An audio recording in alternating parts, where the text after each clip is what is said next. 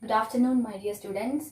Today we have discussed heterotrophic nutrition and nutrition in human beings. So, as we know that in our previous class we have discussed about autotrophic nutrition that is carried out by green plants. They prepare their own food material. But in the case of heterotrophic organisms, they depend on other organisms or other plants or animals for food. That's why they are called as heterotrophs. And the mode of nutrition in each organism will be different. In some organisms, they derive they break down the food outside their body and absorb only the nutrients from that. And that kind of nutrition is present in fungus like mushrooms, yeast, etc. And in some other organism like our human beings, the food is being consumed and the further processing like chewing, grinding, then its digestion occurs inside our body. Human beings are the best examples. And in some others like parasitic organisms, they feed on some host. That means they feed on some other organism for getting or for deriving food like lice, leech, then cuscuta. Such organisms feed on other organisms to derive the food.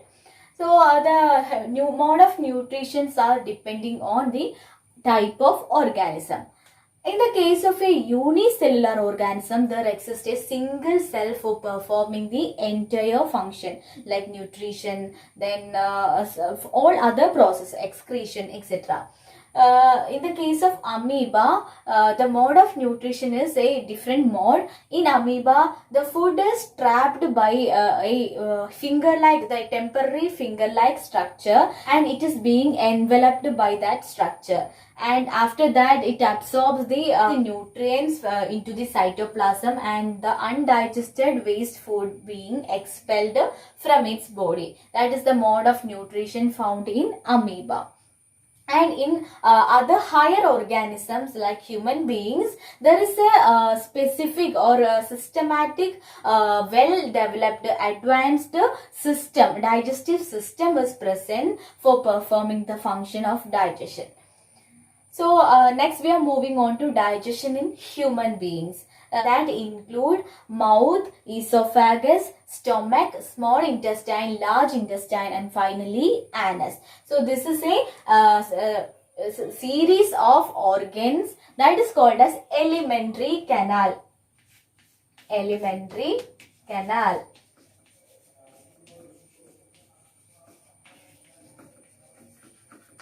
And this alimentary canal consists of different organs like mouth, esophagus, stomach, small intestine, large intestine, and finally anus.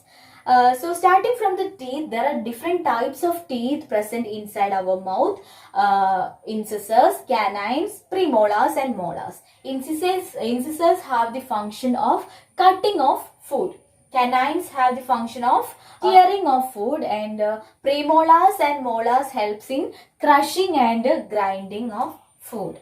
And from the mouth, the food is mixed with the salivary juice, and the salivary juice contains salivary amylase, that is an enzyme, salivary amylase.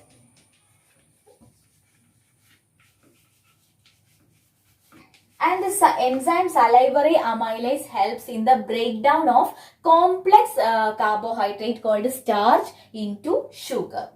Okay, and there is a movement of food. There is a rhythmic movement of food through the alimentary canal, which is called as peristalsis. Peristalsis.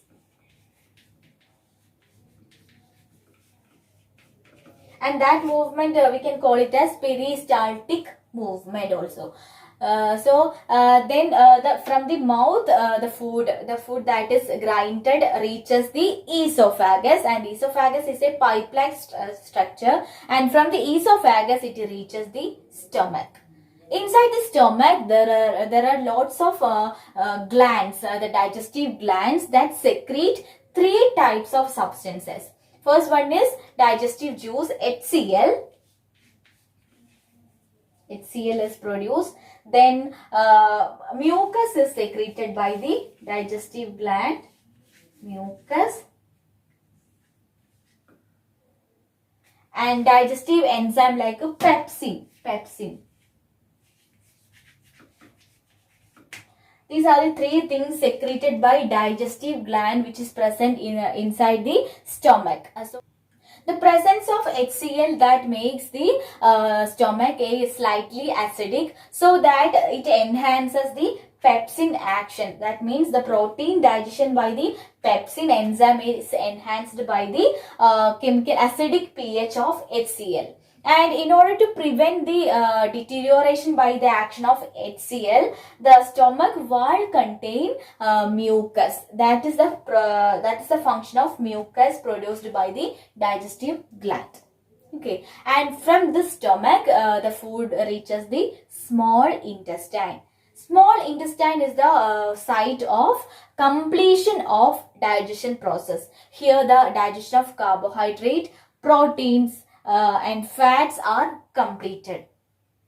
And inside the small intestine, the secretions of liver and pancreas are also there. Liver produces bile salt and pancreas produces pancreatic juice.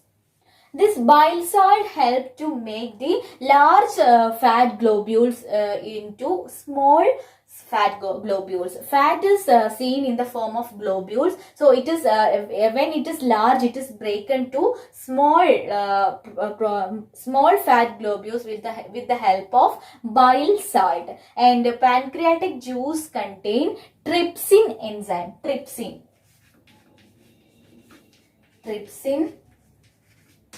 that helps to digest proteases and lipids. That helps to digest proteins and lipids by the action of trypsin.